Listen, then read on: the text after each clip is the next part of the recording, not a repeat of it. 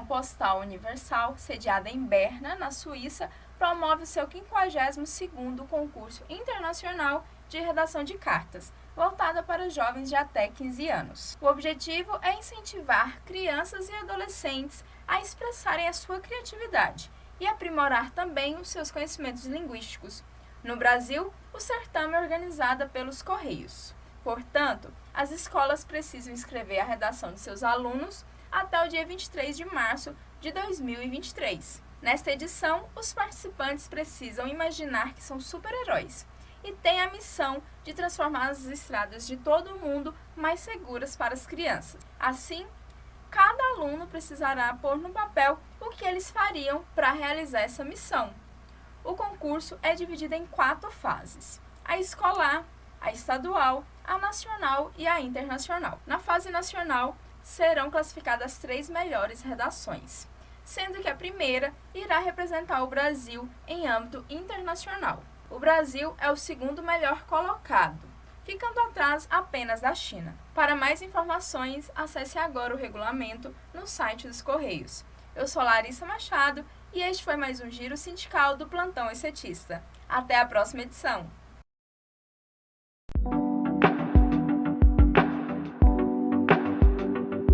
Doutora, como que está essa situação do PCCS hoje?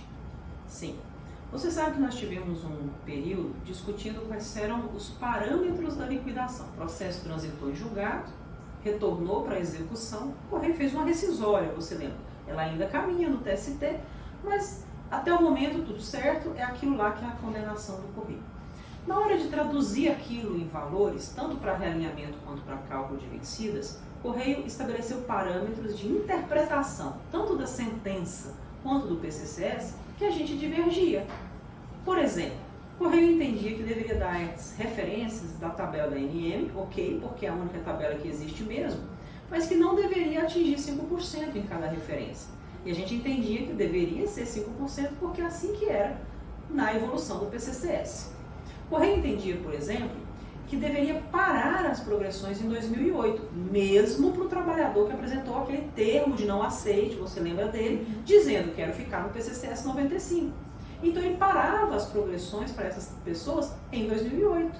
E a gente entendia que ele só poderia fazer isso para aquele trabalhador que ficou no 2008.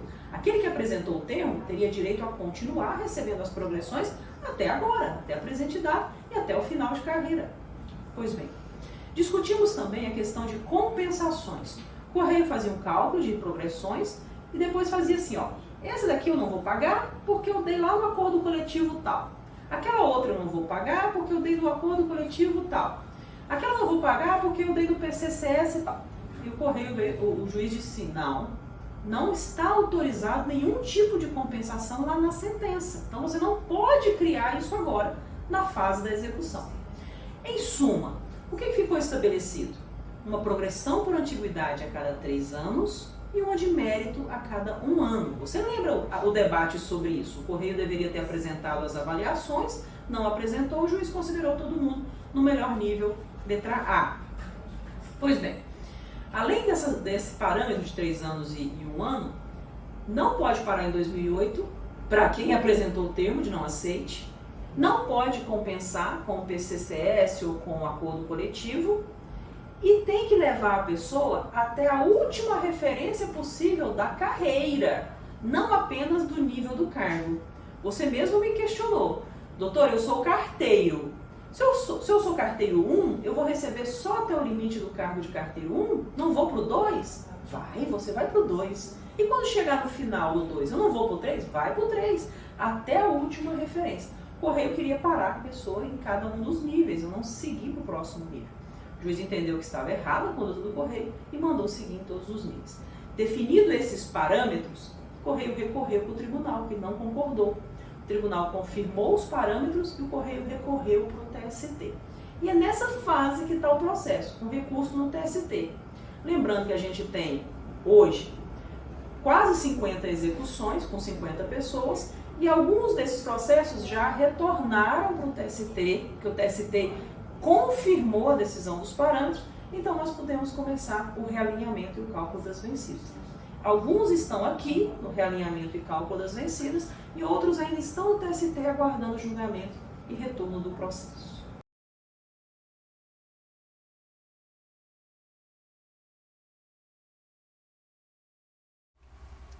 Bom dia, eu sou Larissa Machado, estamos começando agora mais um plantão ECETista. E aqui hoje no quadro Classe Trabalhadora em Debate, estamos recebendo a secretária de Assuntos Jurídicos Coletivos, Dirlene Ferreira, e a Laís Mulieri, que integra o Movimento de Mulheres de Goiânia. Sejam bem-vindas. Sejam bem-vindas, Laís, e seja bem-vinda, Dirlene. Bom dia a todas e a todos, é um prazer estar aqui, né, nesse plantão ECETista, como eu falei certo. Tá, muito grata pelo convite. Bom dia a todas, todos. Eu também estou bem feliz, né, de estar participando desse debate. E vamos lá, né? Sejam bem-vindas. Obrigada. O nosso tema hoje é a participação feminina na política. Por isso eu quero começar perguntando a Dirlene, quando é que você entrou no sindicato? Porque assim, o sindicato é a primeira fase, né? Quando a gente pensa em entrar na vida política, é fazer parte de uma associação de moradores, fazer parte do seu sindicato. Então, e você, Dirlene? Quando você entrou? Qual foi o motivo? Então, eu entrei em 2017. Eu sempre fui muito participativa dos movimentos, greve, esses movimentos que o sindicato fazia, mas eu nunca tinha sido nem delegada sindical. Em 2017 eu fui convidada para participar da chapa. Fiquei muito na dúvida, eu tinha muito medo de não conseguir, como eu sou mãe solo, então eu pensava muito nas minhas filhas, porque quando fala que você vai participar de alguma coisa, sindicato, política, a mulher ela já pensa logo nessa questão de e meu tempo com as minhas filhas, com a minha família, como que vai ser, eu vou ter que viajar. Isso passava muito na minha cabeça. Mas o Weber, né, que na época me convidou, ele ia todos os dias no meu local de trabalho. Dirlene, e aí, vamos assinar, vamos participar. E eu resolvi entrar. E estou aqui até hoje. A Dirlene tocou numa coisa que para as mulheres participar da política é sempre cobrada, porque a casa, as mulheres sempre foi tratada no espaço privado e os homens para o público. Essa diferenciação impede as mulheres de participar. Por exemplo, quando a Dirlene vem para o sindicato, ela pensou nas filhas, no espaço. Os homens não pensam nisso, porque isso não está colocado na vida deles. Né? Então, isso faz a diferença. Quer dizer, a escolha de fazer a participação, de ir para a vida pública, que aí é ir para a vida pública, não é só ser deputada, vereadora, governadora, prefeita. Você está no movimento, ou no movimento social, ou no movimento sindical. E isso demanda tempo. Sim. E as mulheres ainda cuidam da casa. Então, quer dizer, quando a gente fala que as mulheres têm dupla jornada, isso é real, porque elas são as cuidadoras. Se você vê qualquer pesquisa do IBGE sobre domicílio, os homens gastam, em média, por semana, eu acho que a última vez que eu vi, em torno de 25 horas com trabalho doméstico. As mulheres, não, é todo dia. Aí você pergunta os homens, foi perguntado o que eles faziam. Eles lavavam o carro da família. Eles consideram trabalho doméstico. Então, a dificuldade já começa por aí. Exatamente. Não, e é bom que você tocou nesse assunto, Laís, que realmente, na semana passada eu vi várias postagens sobre isso, de quantas mulheres trabalham em casa, quanto que os homens trabalham, e geralmente a mulher, além de trabalhar fora, ainda gasta mais 6 horas em casa. Então ela passa o dia todo fora, 8 horas, e mais outro período trabalhando em casa, né? Então é bem mais complicado para ela fazer parte desses movimentos, fazer parte dessas questões que às vezes é importante para ela, mas ela não tem tempo, né? Uma das coisas assim, nós vivemos num sistema econômico capitalista em que o patriarcado, ele existe para que e outras, assim, sendo mais rasa, que a humanidade exista. Porque as mulheres que fazem reprodução. Só que elas não só dão à luz, elas cuidam de todo mundo. Se elas cuidam de todo mundo, sair de casa e ir para o espaço público, isso é muito difícil, porque, como você falou, Ela trabalha fora e chega em casa, faz a janta, vai no supermercado, cuida do filho, vê lanche. Se tem gente doente, ela que cuida. Então, isso é uma sobrecarga muito grande. E não é só... Aí você pensa, a mulher trabalha, chega em casa, tem que fazer tudo. Como é que ela vai participar da política? Como é que ela vai fazer um movimento? Isso é um fator que dificulta bastante. Pois é. E geralmente no sindicato, não sei como que é a questão de vereadores, deputados, mas tudo é feito pós horário de trabalho. Então, para mim, ou para qualquer outra mulher aceitar vir para o sindicato, você entende que você faz parte de uma diretoria na qual é após o seu horário de serviço, você tem que participar, porque se você faz parte da diretoria, você não vai, você tem que estar lá. E eu pensava muito assim, como que eu vou sair do meu trabalho às 18 horas, ir para o sindicato, e minhas filhas, porque quem pegava no berçário era eu. Então, eu tinha que sair do trabalho, ir no berçário, buscar minhas filhas e trazê-las para os eventos. Então, não é toda mulher que topa ter uma carga a mais, porque além do trabalho, da casa, dos filhos, do marido, ela ainda tem a vida política, que também acaba ocupando um tempo na vida dela. Não, e é interessante a gente estar falando isso, porque quando eu estava pensando na pauta, eu pensei muito na questão assim, da falta de incentivo, né? Dos partidos, do movimento político, de estar ingressando, de estar convidando essas mulheres. Só que, na verdade, tem esse outro lado também, né? Da própria família, da própria mulher se colocar nesse lugar de eu tenho minha família, eu tenho minha casa, eu não posso participar, ter uma vida política, né? Por exemplo, a nível de cidade, do estado, é mais simples. Mas, por exemplo, uma deputada federal. Se ela tem família, quando é eleita, provavelmente ela vai ficar 3, 4 dias em Brasília. Quando é o homem, a mulher vai junto e leva os filhos. Mas quando é a mulher que é eleita, ela vai sozinha. Isso você tem, se você for fazer uma pesquisa hoje, mais de 80% das deputadas é assim. Então, assim, isso dificulta. Claro que causa muito problema. Agora, isso não deve ser um empecilho, porque nós somos hoje mais de 52% do eleitorado brasileiro. E em 2022, nós elegemos 91 mulheres de 513 deputadas. É a maior bancada de mulher na história da Câmara, mas não é o suficiente. Então, a gente ainda tem que brigar muito para ter, tem uma coisa que, do ponto de vista das mulheres, que a sociedade repete o tempo inteiro para a gente acaba repetindo, que é o seguinte: a lei eleitoral, ela diz que uma chapa não pode ter mais de 70% de um sexo só. O que você escuta? Tem que ter 30% de mulheres. Eu posso fazer uma chapa com 70% de mulher e 30% de homem. A lei eleitoral aceita. Mas por que fala isso? Para fazer com que as mulheres falem, mas é muito difícil, eu vou entrar na chapa, a maioria é homem, então para mim ser eleita é muito mais difícil. Então, assim, essa questão da linguagem e do que é passado como significado para as mulheres, faz com que as mulheres continuem em casa. Quando você fala, eu pensei muito, depois do trabalho, minhas filhas, a minha casa, quer dizer, sempre isso está presente na vida das mulheres. E tem outra coisa, eu não sei, no sindicato também, o movimento sindical também é muito machista, mas na política hoje, as mulheres estão sofrendo muito violência de gênero. Sim. Elas sofrem, por exemplo, quando você vê uma mulher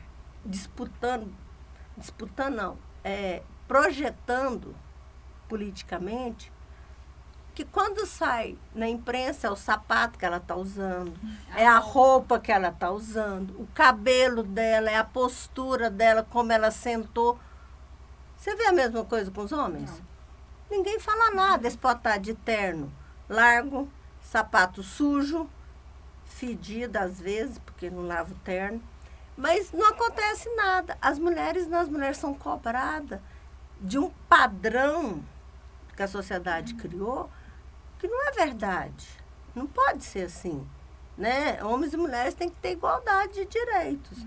E ter igualdade de direitos é você poder exercer a sua atividade, ou profissional, ou política, né? Ou cultural, do jeito que você achar melhor. Exatamente. e sem cobrança de que tem que ser assim, mas nós somos criados dessa maneira, né? Nós tivemos uma ministra, como é que é? A mulher usa rosa e os homens usam azul. Não está escrito isso.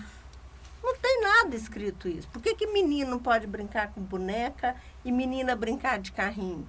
Quer dizer, a criação, nós temos que mudar essa forma de pensar homens e mulheres de maneira cultural. Senão, nós não vamos avançar. É verdade que a gente avançou muito, mas nós avançamos graças, primeiro, à luta das mulheres, graças às cotas, né, que são cotas que ajudam. Não é o suficiente, não é, mas precisamos, por exemplo, nós sempre tratamos que as mulheres começaram a votar no Brasil em 32. Tudo bem, nacional. Mas em 1928, o Brasil elegeu a primeira prefeita na América Latina. A gente não conta isso, é a história de nós, mulheres. A Alzira Soriano foi eleita em Lages, no Rio Grande do Norte, porque as mulheres votaram primeiro no Rio Grande do Norte. Em 1927, o governador podia fazer, ele fez uma lei estadual permitindo que as mulheres votassem. E a Alzira, ela, além de ser eleitora, ela resolveu ser candidata e ganhou a eleição. Então, assim, essa parte, quase ninguém, nenhuma mulher sabe dessa parte do Rio Grande do Norte, que é muito específico, mas nós precisamos contar isso para a gente perceber que as mulheres só estão onde estão pela luta delas. Exatamente. Né? Todos os dias. Sim. E quanto isso é necessário, né? Uhum. Falando um pouco de dados, você começou a falar um pouco, né, Laís? E eu separei uns dados aqui do Tribunal Superior Eleitoral, que no ano passado, nas eleições, 9.794 mulheres se candidataram, isso, apenas 302 foram eleitas, né, de todo o Brasil, quase 3%. Já entre os homens, 19.072 se candidataram e 1.346 foram eleitos. Pouco mais de 7%, então tem uma diferença aí de mais de 4%. A gente pode declarar que isso é os dados do reflexo de desigualdade de gênero? Com certeza. Até na formação da chapa. Sim. Porque você não tem no Brasil, nunca ninguém teve a ousar, nenhum partido fez uma chapa, por exemplo, com 70% de mulher e 30% de homem. Porque a lei permite, mas a gente não usa essa estratégia. Né? E os partidos políticos, por mais que a gente tenha avanço, eles são extremamente machistas, misóginos, são difíceis. Você tem hoje no Brasil, nós temos em média quase 35 partidos, nós temos 3 partidos presididos por mulheres. Então, quer dizer, menos de 10% é muito pouco, né, num país continental como o nosso. Né? E isso mostra que o nosso caminho ainda é longo. Em 2009, quando mudou a lei, que começou a lei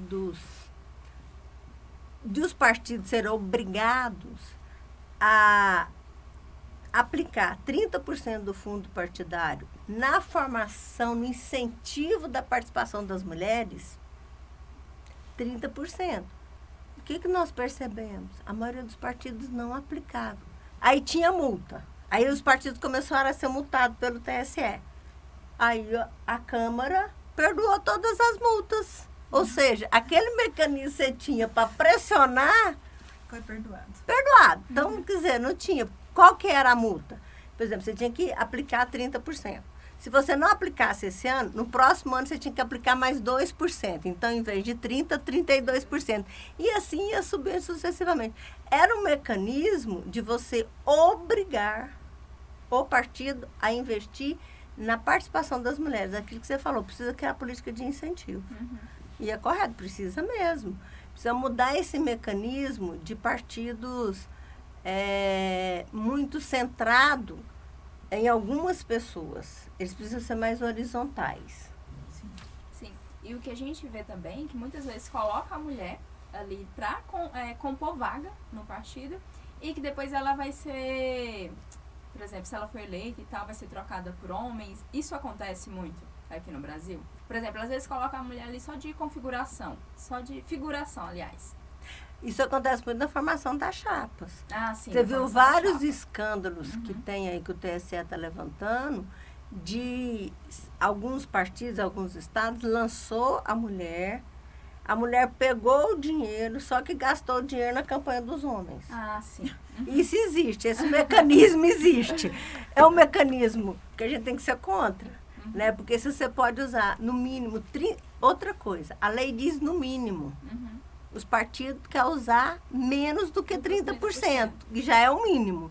Ninguém usa mais, né? Então, isso desestimula, né? Porque aí você faz uma chapa que ela é falsa, que é as chamadas laranja, que não tem voto, mas ela recolhe o dinheiro. Essas que são laranja, por exemplo, que alguém quer, sei lá, um figurão do partido coloca na chapa, geralmente o figurão do partido fica com dinheiro. Porque como você pode fazer campanha conjunta, pagar as coisas, você dá o dinheiro. Isso é um mecanismo que está existindo hoje. A gente precisa ter outro mecanismo para acabar com isso. E orientar também para que essas mulheres não aceitem esse tipo de situação, né? Exatamente. É verdade. Porque, assim, a partir do momento que ela, como mulher, ela aceita, eu acho que ela está sendo meio conivente com essa desmotivação de ter uma mulher no partido. Se ela deu o nome, ela que participe, que faça a parte dela e não ceda para homens. Não passe o dinheiro. Eu acho que deve haver algo que esclareça essa situação. Dilene, isso tem a ver, assim, ó, por exemplo, você tem uma coisa que chama formação. Não só a formação política, mas, por exemplo, é entender como é que a sociedade funciona e perceber que o machismo e a misoginia está no dia a dia, no cotidiano das mulheres. Perceber isso é um problema, porque a gente tem ainda na sociedade aquela visão, não, o homem é melhor, o homem que é dono do poder, ele que sabe fazer. Isso não é verdade. Por exemplo, nós temos hoje no governo 11 ministras e mais a presidente da Caixa e do Banco do Brasil. Nunca antes na história do Brasil, né? Então, assim, e são mulheres fortes, são mulheres que em posições de estratégia, né? Então, assim, isso muda um pouco. É um passo? Mas ainda é pouco. Quando você fala do negócio de as mulheres serem candidatas e depois da vaga por homem, isso não é uma coisa só do Brasil, não. Tem muitos países que as mulheres entram, por exemplo, no México, a chapa lá tem que ser paritária. Então, é 50%, 50%. Lá aconteceu um escândalo de um determinado partido, que eu não me lembro, numa eleição aí, que a maioria do partido que foi eleita para a Câmara Federal lá no México foi as mulheres. Só que elas assumiram e todas pediram afastamento. Aí entrou, porque todos os homens. Então, quer dizer, foi uma troca radical. Então, assim, essa questão das mulheres não é só no Brasil, no mundo inteiro. Se eu olhar, por exemplo, dos 198 países, quantos são presididos por mulheres ou são primeira-ministra? São muito poucas. Pouquíssimos. E aqui no Brasil a gente ainda teve o caso da Dilma, Isso. né, que foi eleita e que depois sofreu um impeachment, e que, se a gente for analisar muito, é desigualdade de gênero, né? E em grande parte foi desigualdade de gênero, das pessoas não aceitarem ter uma mulher ali presidindo o país, né? A eleição da presidenta Dilma, ela ajudou muito a dar esse espaço para as mulheres perceberem que elas podem, né? Mas, de outra maneira, ela foi golpeada. Se fosse um homem, eu acho que teria sido bem diferente aquele processo.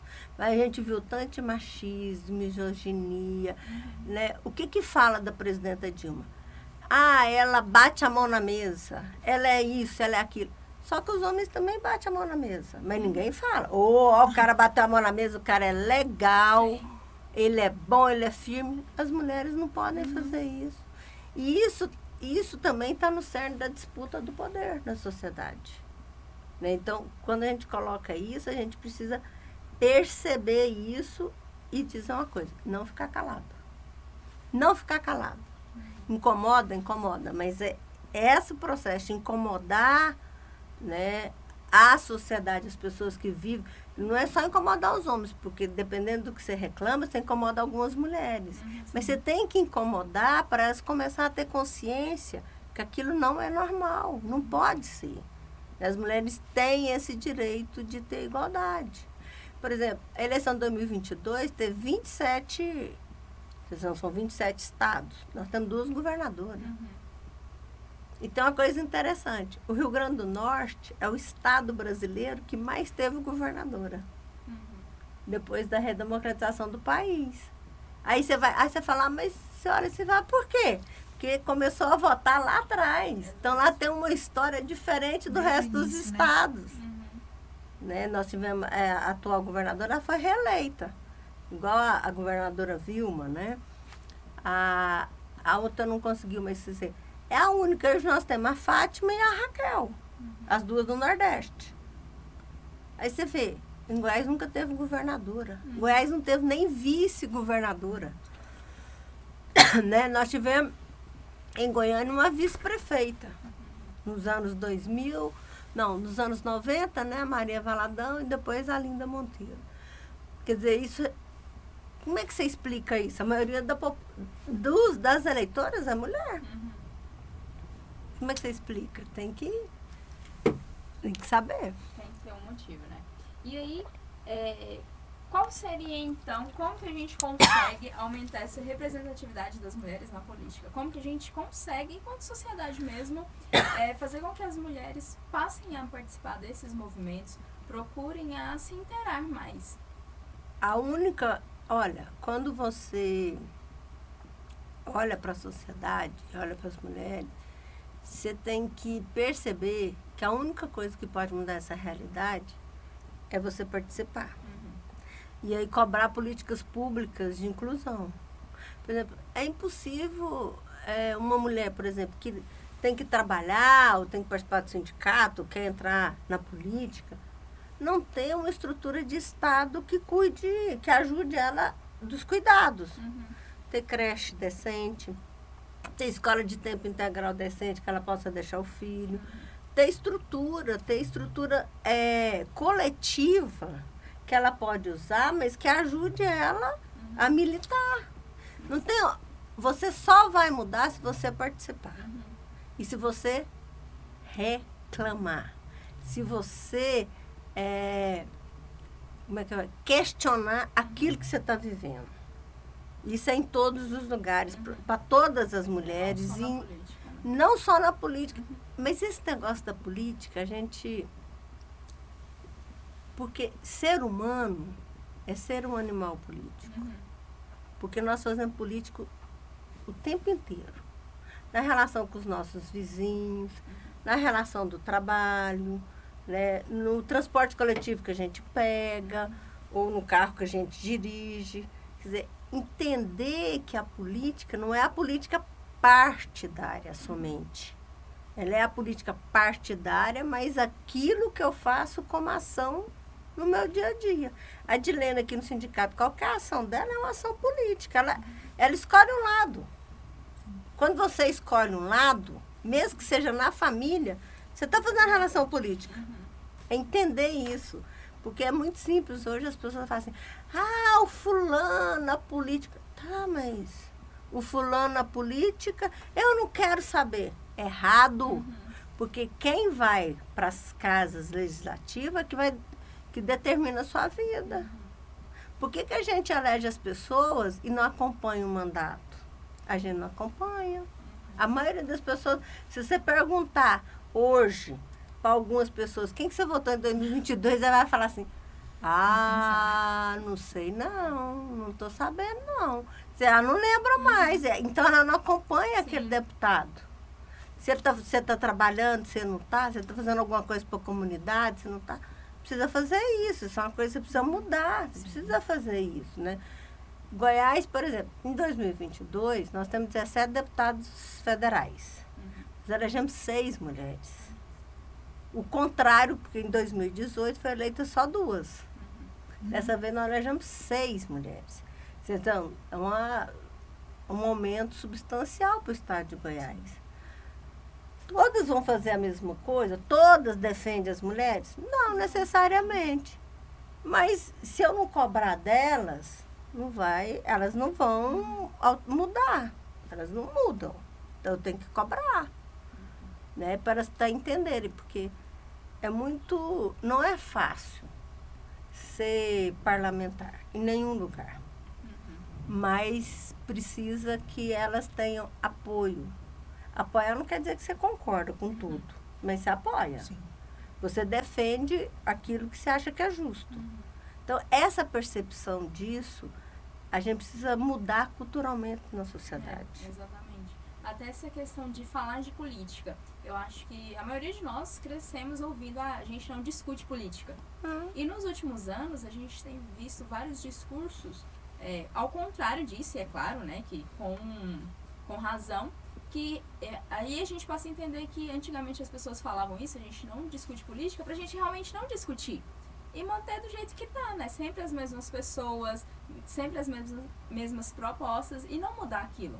Então, quando a gente passa a ter essa consciência de não, a gente discute política sim, a gente precisa entender, é muito isso, né? De tentar acompanhar ali a pessoa que você votou, de cobrar e de participar, né? Então, em 2018 também, que foi, né, eu acho que o ano assim, mais crítico no Brasil, questão de política, eu participava muito ativamente nas redes sociais e tal, e discutindo, principalmente com os familiares e amigos. E engraçado é que, assim, eu acho que em janeiro eu postei alguma coisa criticando o governo, e uma pessoa falou, olha, a eleição já acabou, não tem por que você ficar brigando aqui. Então, assim, é esse tipo de coisa que a gente vê, né? Você tá falando, Laís. Que as pessoas acham que política é só ali, ó, outubro, a gente discute, a gente briga, mas votou, acabou. Ganhou, acabou. Agora a gente não tem que falar nada, vamos seguir nossa vida normal. E não é isso, né? Até porque a nossa vida normal depende do que eles aprovam lá, né? Porque se eu tenho aumento salarial, é eles que aprovam. Se muda a lei do SUS, é eles que aprovam. Se muda a educação, é eles que aprovam. Como que não tem nada a ver com a minha vida? Mas acho que nós estamos vendo um mundo de redes sociais muito... Nós passamos por um processo no Brasil muito duro, né? Foi muito difícil. Mas uma coisa que hoje em dia as pessoas têm que começar a se perguntar do que recebe no seu Zap, é verdade isso que eu estou recebendo? Porque isso muda. Muda a sua forma de enxergar e muda a sua postura em relação àquele assunto. Sim. Então, hoje tem muito fake news. E outra coisa, a imprensa faz questão de não informar. E o Hegel, que é um filósofo alemão, dizia que a informação gera ação. Então, quando você é bem informado, você é capaz de refletir, avaliar e propor uma ação sobre aquilo. Mas a maioria das pessoas, nós estamos numa roda viva, nesse negócio das redes sociais, tem muita mentira, muita coisa desencontrada, que não é verdade. E assim, foi até bom você tocar nesse assunto, que é uma coisa que eu sempre falo para as pessoas quando a gente está discutindo e tal, enquanto comunicóloga. A gente vive uma situação em que há um excesso de informação, né? Igual você colocou lá, tem muitas fake news, mas a gente tem uma questão muito de desigualdade social nesse meio. Porque a gente pensa assim, todo mundo é informado. Só que não é todo mundo que tem acesso à televisão, por exemplo. Ou mesmo que tenha a questão assim de educação mesmo, de não, vou entrar nesse site aqui e pesquisar sobre determinado assunto. Então, e hoje a gente vive num cenário em que muitas pessoas têm internet no celular, mas geralmente essas internets mais baratas, elas só dão acesso às redes sociais, ao WhatsApp e Facebook. Exatamente. Então fica muito mais fácil para se divulgar fake news. Porque esses partidos, né, essas pessoas que têm interesse nas fake news, elas disparam isso nos grupos e aquilo ali vai recompartilhando. Tanto é que o WhatsApp, se eu não me engano, há uns 4 anos, proibiu essa questão de você reencaminhar a mesma mensagem para mais de 10 pessoas, para tentar evitar isso. Então, você não consegue reencaminhar para todo mundo ali da sua lista. Mas você consegue, aos pouquinhos, caminhar para um, que esse um vai encaminhar no grupo da família, que vai. Então, quando a gente tem essa noção, a gente pensa, nossa, a situação é muito pior. Porque ao mesmo tempo que a gente vê que hoje há um excesso de informação, que é fácil você saber de algum assunto, você pesquisa ali na internet, quando você pensa nessa questão social, a gente, nossa, o trabalho é muito mais difícil, né? De você mudar. Essa questão da informação tem o seguinte, tem muita coisa que sai na imprensa que não é bem daquele jeito que falou, mas leva você até aquela opinião que alguém, ou a elite brasileira, ou os banqueiros, queira que você pense assim. Exato. Então, isso, aí tem a ver com educação e com cultura. Não adianta. Se a gente não mudar a educação, fazer uma educação reflexiva, que as pessoas tenham a capacidade de ler a notícia, ou de ouvir, ou de ver, e pensar sobre aquilo. Tem umas fake news que é um horror. Você vê e fala, não é possível que alguém acreditou nisso, mas as pessoas acreditam. Exatamente. Acreditam. Então, assim, esse eu acho que é um desafio. Né? E para o mundo atual, mas para a política é mais grave ainda, né? Porque a gente tem hoje um Congresso extremamente conservador, que reafirma esse padrão, né? Esse padrão conservador da mulher dona de casa, né? Da mulher que fica em casa, que tem filhos, que cuida, que é a obrigação dela. O Congresso que nós temos aí, ele reafirma isso. Aí quem elegeu? Fomos nós que somos eleitoras, de certa maneira. Né? Então, você precisa começar a pensar sobre isso. Né? Nós temos que avançar e refletir. Por isso que é tão importante, às vezes, conversar sobre isso com pequenos grupos. Quer dizer, no sindicato, eu acho que o sindicato tem esse papel de fazer as pessoas que são filiadas do sindicato perceber em que mundo que elas estão vivendo e o que elas podem fazer como ação de mudança. Eu sei que a educação tem uma contribuição igual à cultura. Por que nós ficamos 4 anos, acabou o Ministério da Cultura, a cultura foi jogada no lixo? Porque a cultura, ela tem a capacidade de fazer as pessoas avançarem, de fazer as pessoas mudarem a concepção que elas têm de mundo. A educação também, mas a educação é muito mais lenta. Às vezes a cultura ela é mais rápida. Porque ela... eu posso, sei lá, ter uma ação cultural, a Dilene ter outra, você ter outra, Larissa, e aquilo criar uma consciência sobre alguma coisa. Né? Então, isso muda. Então, isso é muito importante. E outra coisa, pensar sempre na história. Porque os fatos, quer dizer, estão aí, só que os livros de história contam o que eles querem contar. Sempre, né, a história de quem vence. Sim. Mas não necessariamente quem vence é o verdadeiro. Exatamente. Por exemplo, esse dia eu fiquei sabendo dessa questão aí, você está falando, tem muita coisa nova aparecendo, eu nunca tinha visto falar que o Quilombo do Zumbi, na verdade, quem fundou ele foi a avó dele, não foi ele. Só que ninguém sabe disso. Ela sumiu porque ela era mulher, ela ficou invisível, porque é isso que eles fazem com as mulheres são invisíveis, mas é Quilombo do Zumbi, não, mas é a avó dele lá, que tem nome, mas ninguém fala. Então, assim, essa coisa das mulheres serem invisíveis é muito ruim. Faz com que as mulheres não queiram participar. Né? Agora, a primeira-ministra lá da Nova Zelândia, a Ardern, a Jacinta, ela vai renunciar. E ela disse que ela vai renunciar. Porque ela, quer dizer, ela teve filho, ela ficou grávida, sendo primeira-ministra, mas ela disse que cansou. Que é muito complicado, que é difícil, avisou o partido dela que ela não quer mais. Qual homem faz isso? Resolve falar, não, tá muito, para mim não me completa mais. É essa capacidade das mulheres de assumir que nos diferencia dos homens. Se fosse um homem, provavelmente ele não estava nem, porque ele não tem família, a família não é ele que trata e tal. Isso tem que estar nas nossas discussões diárias. Em todos os lugares, nos locais de trabalho, no sindicato, nos movimentos sociais, nas políticas formais, nos partidos. Isso tem que estar presente. Isso é muito difícil. Não é fácil, não. Participar dá trabalho, né? Cansativo. É cansativo, Mas se a gente não fizer, nós vamos permanecer Eles assim. vão ocupar os nossos espaços. Ele já ocupa, né, gente? Vocês sabem que foi ter banheiro feminino no plenário da Câmara Federal, na Constituinte. Sim, Ou seja, dos anos 60 até 88, era programado pra o homem. plenário da Câmara Federal não era feito para a mulher participar, ué. Imagina, gente. Nós temos que mais de 80 anos que a gente vota, mas não conseguimos ainda avançar. Você está muito pequeno de prefeita, você tem 2 governadoras, né? Nós já tivemos uma presidenta, que infelizmente foi golpeada, mas, né? E Por o exemplo, começo eu acredito que o começo, ele vem de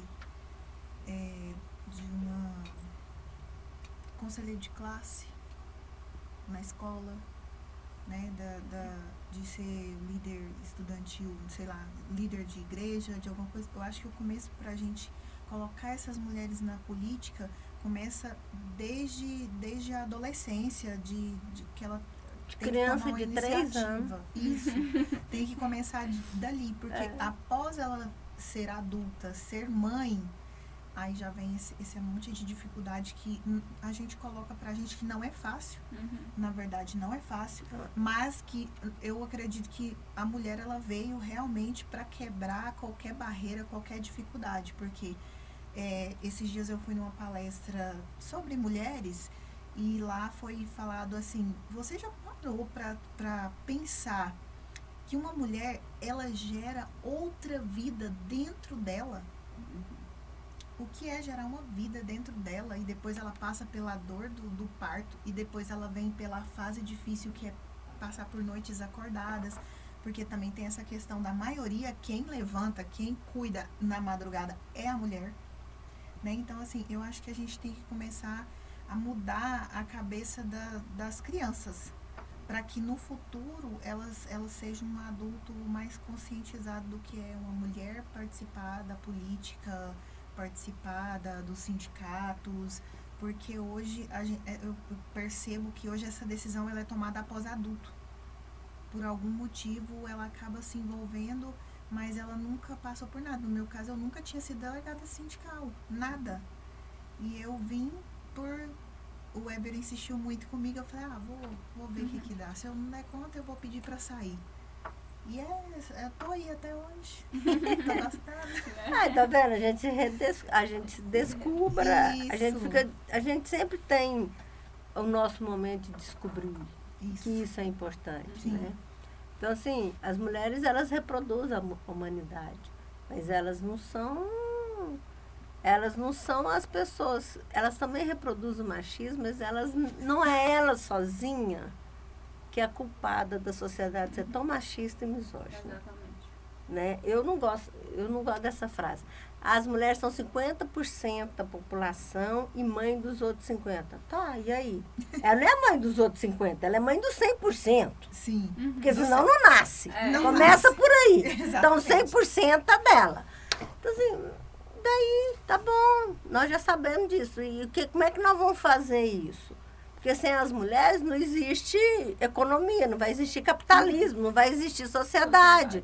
Mas como é que a gente vai fazer isso de maneira diferente? Sim. Né? Como é que isso acontece?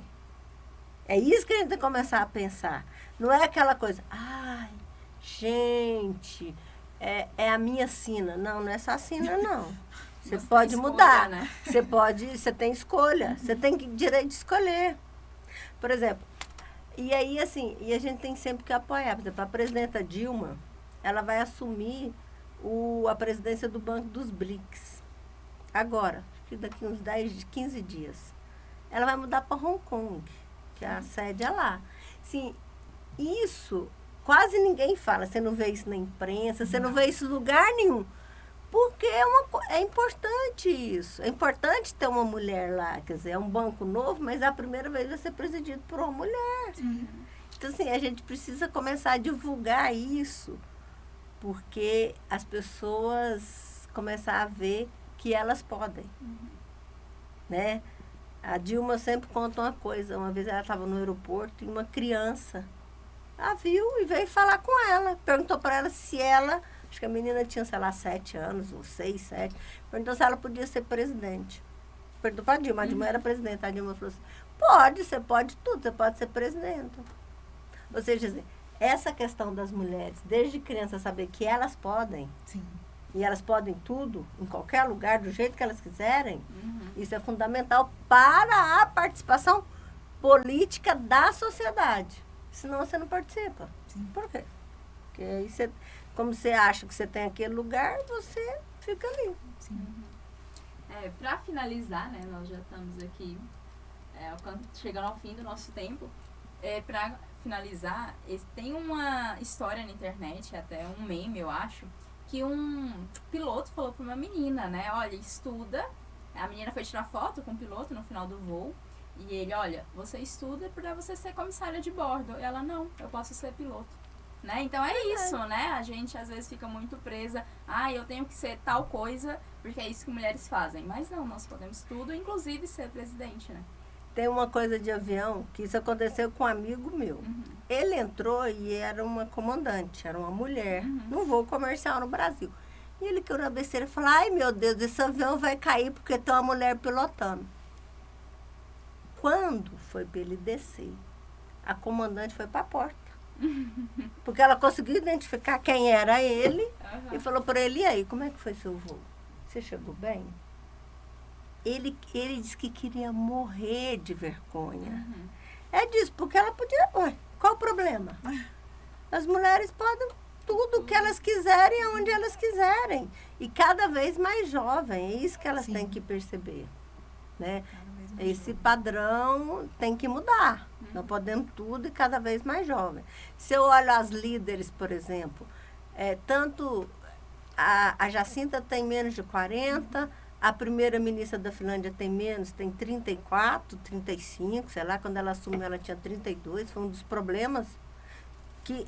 É engraçado, porque a gente fala do Brasil, mas, por exemplo, essa da Finlândia, que é novinha, ela foi numa festa e dançou. Lembro. Virou um escândalo no país, porque ela era primeira-ministra e estava numa festa dançando. Mas qual o problema? Ela não estava fazendo nada de errado. Né? Então, é disso que a gente fala. Qual é o problema das mulheres ir para a vida pública?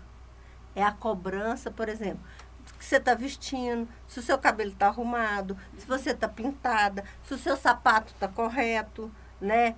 Se a sua postura convém, se você não fala bravo, se você fala baixinho. Assim, isso são todos os padrões que a gente tem que desvestir, acabar com eles. Porque as mulheres podem tudo onde elas quiserem e a hora que elas quiserem. Elas é dona da própria vida. Exatamente. É isso. Então, obrigada, pessoal, pela participação aqui. A gente volta na próxima quinta falando também sobre violência feminina, feminicídio e muito mais. Até o próximo. Muito obrigada a todos e a todas. Obrigada, né, a Larissa, obrigada Dirlene, né, e o sindicato, né, dos Correios por essa oportunidade. Espero que a gente tenha contribuído e aberto pelo menos uma portinha para as pessoas, para as mulheres principalmente, começarem a refletir que vale sempre a pena participar politicamente da sociedade. Obrigada a todos, todas que assistiram e vão assistir ainda, que fica gravado, né, Larissa? E que vocês possam ver os outros e outros que a gente vai ter para esclarecer que esse mês é o mês da mulher e a gente vai estar sempre falando em assunto voltado para as mulheres. Obrigada. Ok.